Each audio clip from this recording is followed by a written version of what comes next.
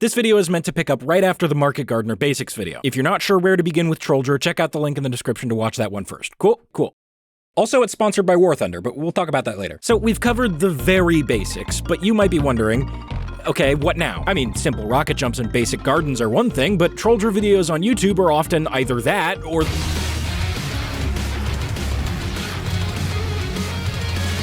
And yeah, okay, there's quite a big gap between Baby's first Market Garden and rocket jump into wall jump into Rampslide into speed pogo into another wall jump into fly majestically through the air into B-hop into Market Garden into conga into killbind into... Okay, you get the idea. That gap is really intimidating for a lot of beginner Trolldiers, but if you're one of those people and you're not sure where to go next, I've actually got some great news for you. That gap is not nearly as big as it looks. Most of it is made up of a few intermediate rocket jumps and a couple of tricks, and then just being consistent enough with them to chain them together. That's kind of it, and I can prove it. In this video, I'm gonna go over 3 of those intermediate rocket jumping techniques, so how to do them step by step and when you'd use them in a real game, and then show you how to chain them all together, which then creates one of the all-time classic Hightower montage jumps. And ideally, with enough practice, you'll be able to do it too.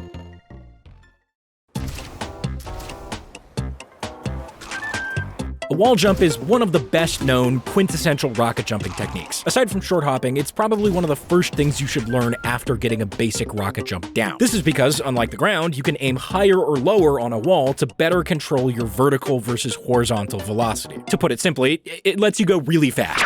To learn how to do a wall jump, I would actually recommend that we start by learning something a little bit simpler, a grounded wall jump. I know, just bear with me. This is just a wall jump, but, you know, on the ground, so without that first rocket jump upward. First, find a wall.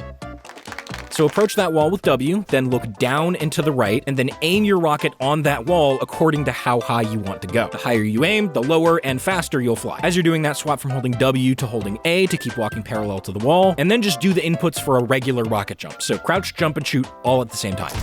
Okay, we're in the air, but we're not done yet, because you're still looking at a wall. Yeah, I know there's a cool bug there, but you really should look at where you're going. If you were looking at the wall the whole time, you wouldn't know what you'd be jumping towards, and that's really dangerous. I mean, honestly, it could be anything over there. It could be a sniper, it could be a revved up heavy, it could be some other eldritch horror beyond our comprehension. Okay, I know, as simple as looking forward probably seems, this is actually a great opportunity to build up even more speed. If you've seen the Market Gardener Basics video, you might remember that I talk about how air strafing actually speeds you up a little bit. Source engine is dumb, funny wavy line go zoom. And if looking back at your target means looking up and to the left, we could air strafe to the left instead to fling ourselves away from the wall and forward even faster. In order to do that, we'd need to be holding the corresponding movement key, which in our case is, okay, look at that, we're already holding A. So just keep holding A and then gradually bring your camera back up and to the left. As long as you don't move your camera too quickly, you'll just automatically air strafe out from the wall and then speed up even more. That also means that we'll be turning to the left a little bit, so if you need to correct your flight path, just swap from holding A to holding D, and then move your mouse slowly back to the right. And that's it. We're flying forward way faster than a typical rocket jump off the ground would take us. Here's what those inputs look like in real time. Quick side note before I move on, you can also do a grounded wall jump if the wall is on the other side or if it's directly in front of you. For a left-facing wall jump, you just need to reverse the directions of your inputs and then adjust your aim slightly to account for the rocket coming out of the right side of your screen. And for a backwards wall jump, you'll hold S, just aim slightly down instead of left or right, perform the rocket jump inputs, and then quickly let go of S before turning around. Okay, keep that in the back of your mind for a little bit, but now we're gonna move on to something a little bit different. It's called a wall climb. This is a lot less useful than a grounded wall jump when it comes to using it in real games, but it's still an important stepping stone to getting the actual wall jump down. But because there are almost no spots in real TF2 maps where you can perform this, I'm gonna be doing it on Jump Academy's map, which you can get by joining any of their servers via the server browser like this, or by just downloading the map and opening it offline with your console. First, we are going to hold W and then perform a regular rocket jump into the wall. Then, once you're in the air, we are going to keep holding W. Yep, really. You're almost never supposed to actually do this when rocket jumping, so just enjoy it while it lasts. There's no air strafing involved in this technique, and holding W is just gonna make sure that we keep hugging the wall while we perform the next step. That next step being just keep holding crouch and mouse one, and then aim slightly up to fire your next rocket onto the wall below you instead of straight down towards the ground. Again, if you are using any rocket jumper other than the original, you will need to aim slightly to the left as well, because the rocket comes out of the right side of your screen. So once we account for that, yeah, that's kind of it. You just keep holding mouse one to keep firing rockets, and you'll climb straight up the wall.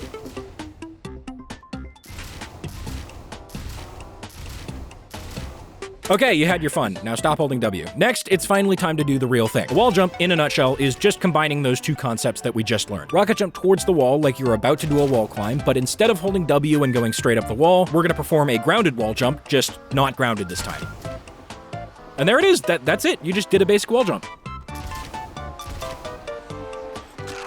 Once you get the timing of this down, we can work on getting a little bit more speed out of our wall jumps by changing up the first jump. Try jumping forward, like almost parallel to the wall that you're jumping off of, and then air strafing into the wall to set up for that second rocket. Then let go of the strafe in key as you aim that second rocket, and swap to the opposite movement key, just like you would when you're walking along the wall on the ground. Past that, it's just the same inputs for the wall jump we did earlier. The difference is that this time we're already moving forward, and that's going to stack with the momentum we get from the second rocket, making us fly even further. This is usually going to be how you perform a wall jump in a regular game, because all you really need to do it is 2 rockets and a wall that's about this tall and doesn't have a ceiling over it. And that kind of wall shows up everywhere.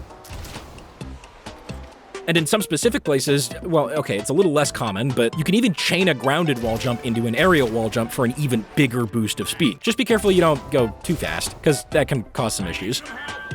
But back to the whole when do you use this in a real game question. As a Trolldier, honestly, it's all the fucking time. The very second you learn how to wall jump and get the muscle memory down, it becomes a core part of your movement kit. It's not just a way to jump at someone to try and garden them. It's how you move from point A to point B faster than almost any other class. Wait, shit, that was negative parallelism. No, it's not AI slop. I wrote it myself, I promise. Look, here's the fucking writing history. I've been working on this script for years. Damn it. Seriously, just like spend some time offline on your favorite maps and look for wall jump spots. You'll start seeing them everywhere. It's gonna open up the entire game into something completely new, I promise. And speaking of something completely new, sorry in advance, this video is sponsored by War Thunder, the most comprehensive vehicle combat game ever made. Available now for free on PC, consoles, and mobile. Now, those of you paying attention might have caught that I said completely new there, and War Thunder came out in like 2016. How is it completely new if it's been out for a decade? And I'll tell you, some of you more recent TF2 fans might not be familiar with this concept, but War Thunder gets these things called major updates that add tons of new content to the game, adjust balance, they add new weapons, or in this case vehicles, and more. And War Thunder just released their latest major update, Heavy Cavalry, last month. Look at all this new stuff they added, man. Wow. You know, it couldn't be, Anyway, all that new content is building on a rock-solid foundation of a game. It's already got over 2,500 tanks, planes, helicopters, and ships of over 10 major nations, and from a bunch of different time periods. You want to fly a biplane? Easy. Want to tear it up in a fighter jet? Also easy. And every single one of those vehicles has a ton of detail, getting modeled down to their individual components, and the damage system is all based on that. Every part can get shot, break down, they all affect the vehicle in different, realistic ways. It's crazy sophisticated. And being that detailed, it of course looks and sounds incredible, but I was really impressed with how well it runs. Even on lower-end machines, apparently frames are just not a problem. They've got their own in-house engine and everything. Join over 95 million players and play War Thunder now by signing up using the link in the description. It's totally free, and if you're new or returning after 6 months or more on PC or consoles, you'll get a massive bonus pack that includes, but is not limited to, 3 premium vehicles, the Eagle of Valor Decorator, 7 days of a premium account, and a booster for increased currency and XP. But it's only available for a limited time, so, get it now. Anyway, thanks again to War Thunder for sponsoring the video, and now back to whatever I was talking about earlier. Okay, sorry about that. I blacked out for roughly 60 to 90 seconds, legally speaking. Where were we again? Oh, right.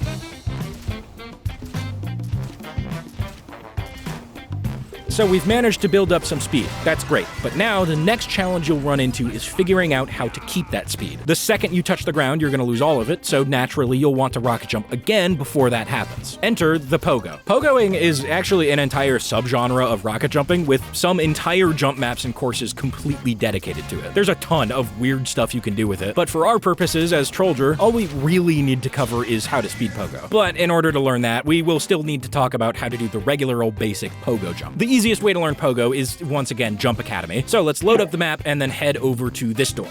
All you need to do to perform a basic pogo is walk off of this ledge here, hold crouch, look straight down, and hold mouse 1. Got it? Great. What's happening here is that you're firing a rocket as you're falling, and then it's exploding right at your feet right before you land. That knockback is just enough to send you back into the air a little bit, but because gravity is already moving you downward, it doesn't go as high as a normal rocket jump. It's the same principle behind a short hop, except this time you're doing it indefinitely thanks to the magical jump man who continually reloads rockets into your launcher forever. That is how it works. You cannot convince me otherwise. Anyway, the concept here is pretty basic, but I'm being this detailed about it because of the next step, pogoing forward. This time, we're gonna walk off the ledge and crouch crouch like you did last time, but instead of shooting straight down, this time you'll shoot slightly behind you. Like you'd expect, the pogo will now send you slightly forward. Good enough to clear this first jump, but the second jump requires another pogo, and in order to do that, we still need the rocket to explode right underneath our feet. That's the thing, because we're moving forward, we can't just shoot straight down anymore. That would mean the rocket would explode behind us, which might not give enough vertical knockback to send you up and keep you pogoing. Instead, look slightly up to aim the second rocket a little bit in front of you. Now the rocket travels with you as you move forward and will explode right under your feet as you get close to the ground. You can probably see where I'm going with this. As you progress through the map, you'll run into jumps that will require faster and faster pogos, and as you build up speed, you'll want to aim further and further in front of yourself. It'll probably take some getting used to, but what you always want to remember is that you're aiming to have the rocket explode right underneath you. Something else you can practice while you're working on this is a pogo with a short hop start. I cover short hopping in the direct combat techniques video, link in the description, but you should be able to get this one down using the techniques you picked up earlier. Just aim for the rocket to explode at your feet and you should be good. Okay, now once you've got those down, let's finally talk about speed pogos. What you're gonna do is build up a lot of speed up front by performing a grounded wall jump, and then just do the same thing you've been doing. You'll need to aim very far in front of yourself for this, but if you perform it correctly, you should be able to launch yourself forward and then maintain all of that momentum by pogoing at speed. Speed pogoing. A great place to practice your first speed pogos is on Hightower at this specific spot. Do a grounded wall jump off of this little fence sticking up here, and then speed pogo off of the lower platform on the Hightower. From here, you should be able to strafe in a few different directions, all of which will take you to very high traffic areas for the other team. In real games, you'll use this jump constantly. Look, here's baby SoundSmith in one of my first videos ever doing that exact thing. Anyway, make sure to practice speed pogos because they are, once again, a technique that you'll employ on pretty much every map that you troll draw. I can't exactly tell you every situation you'd use these in because we'd be here all day, but suffice to say, it's worth your time and then some to get good at them. Okay, good news. Rampslides don't actually require you to do anything during them, but somehow they're also one of the most complicated things to explain in this entire video. To put it in very basic terms, Rampslides automatically happen in TF2 as long as you hit the ramp mostly head on and as long as you're moving fast enough. The shallower the ramp, the faster you need to go. You can try this out for yourself by loading up an offline server with cheats, binding no clip to a key, and just hurling yourself at a ramp. You turn on no clip, then go towards a ramp, and then turn it off. Okay, you get it. Like, yeah. Now comes the age-old question, why does it work like this?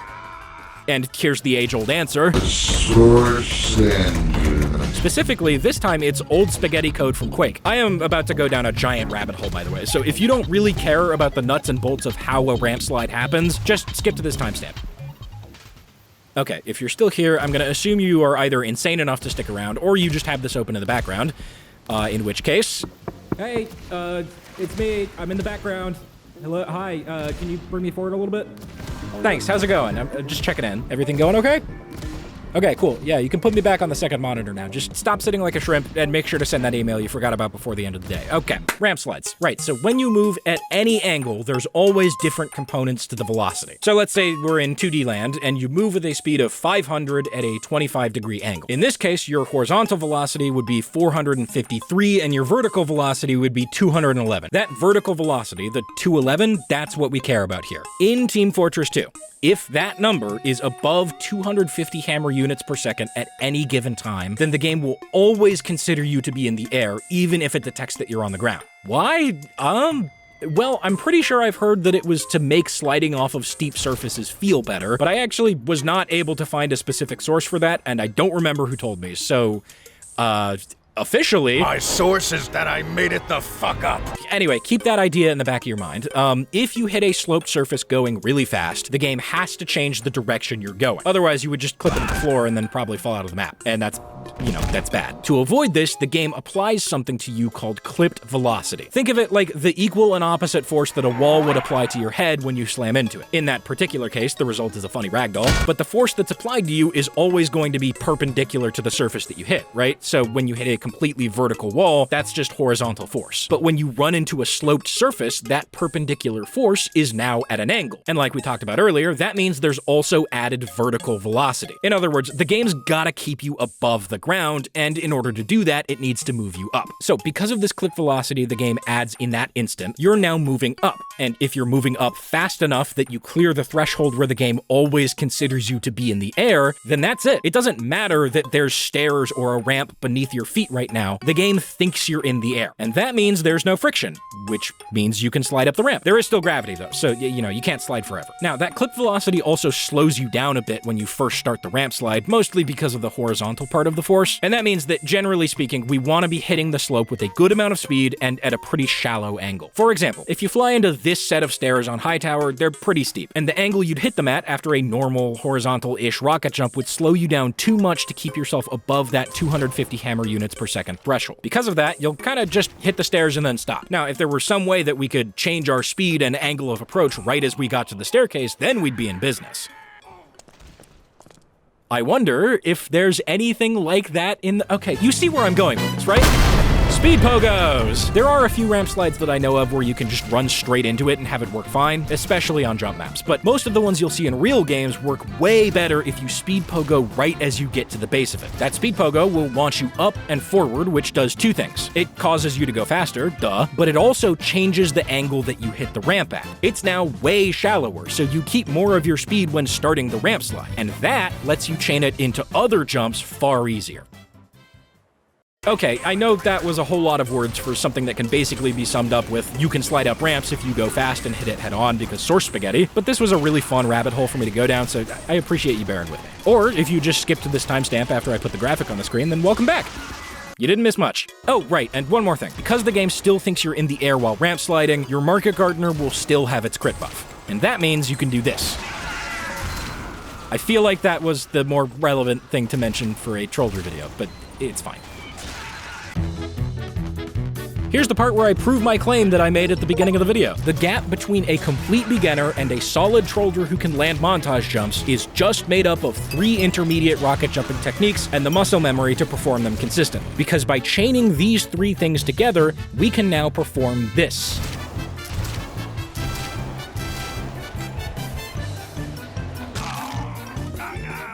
Here are the steps to perform the Hightower ramp slide jump. Step 1, perform a wall jump at the bottom of Try Hard Hill on Blue's side. This is actually the hardest step of the entire sequence, believe it or not. You want to aim this jump so that it lands just in front of the ammo pack at the bottom of the ramp and be moving with a good amount of horizontal speed. Step 2, speed pogo just in front of that ammo pack. Step 3, ramp slide up the center ramp. It should do this automatically. Step 4, speed pogo again at the top of the center ramp. Step 5, air strafe in any direction you choose. Step 6, pull out your Market Gardener. Step 7, land a clip. Step 8, taunt. And Step 9, kill bind 0.1 seconds after you started the taunt. And there you go. That's a clip that wouldn't be at all out of place in a Market Gardener montage. And the only things that you needed to know how to do were a wall jump, a speed pogo, a ramp slide, and binding a key on your keyboard to the funny ragdoll button. If you came into this video having just learned the basics and are unsure of your own skill as a Trolldier, then let me just say, I've been there too, and I promise that these clips are not out of reach for you. The first time you hit one will be a dopamine rush that you will never forget. Oh my god! Thanks for watching. If you're new here and you enjoyed and you'd be interested in more Trolldier tutorials, then I'd really appreciate it if you subscribed. I've already got a ton of tutorials up, and I plan to upload many more in the future. If you're not new here, then hey, thanks for sticking around. This has been a really slow year so far, largely due to me moving in March and April, and I really appreciate your continued support. Hopefully I'll get things rolling again in the second half of the year, but yeah, that's all I've got. Thanks again for watching. Play War Thunder if you are so inclined. I promise it's a really fun game, and you can play it for free on PC, PlayStation, Xbox, and mobile. And remember, you get the massive bonus pack if you're a new player or returning after at least 6 months or more on PC or consoles, and you sign up using the link. So, thanks for sponsoring the video. Okay, bye.